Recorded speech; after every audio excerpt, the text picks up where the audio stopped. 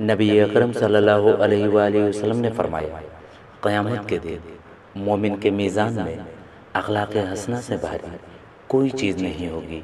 اور اللہ تعالیٰ بے حیا بد زبان سے نفرت کرتا ہے۔ ام المومنین سیدہ عائشہ رضی اللہ عنہما کا بیان ہے کہ میں نے رسول اللہ صلی اللہ علیہ وآلہ وسلم سے سنا، آپ فرماتے تھے، بلا شبہ مومن اپنے حسن اخلاق یعنی عمدہ عادات کی بنا پر روزہ دار شب زندہ دار کا درجہ حاصل کر لیتا ہے۔ حضرت ابو ہریرہ رضی اللہ عنہ سے مروی ہے، رسول اللہ صلی اللہ علیہ وآلہ وسلم نے فرمایا، اہل ایمان میں سب سے بڑھ کر کامل ایمان والا وہی ہے جو اخلاق میں سب سے بڑھ کر ہو۔ حضرت ابو درداء رضی اللہ عنہ بیان کرتے ہیں، رسول اللہ صلی اللہ علیہ وآلہ وسلم نے فرمایا، روز قیامت سب سے پہلے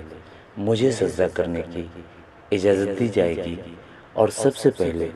مجھے سجدہ سے سر اٹھانے کی اجازت دی جائے گی۔ پس میں اپنے سامنے دیکھوں گا تو تمام امتوں میں سے اپنی امت پہچان لوں گا، اور اسی طرح اپنے پیچھے، اسی طرح اپنے دائیں، اور اسی طرح اپنے بائیں طرف۔ تو کسی شخص نے عرض کیا، اللہ کے رسول،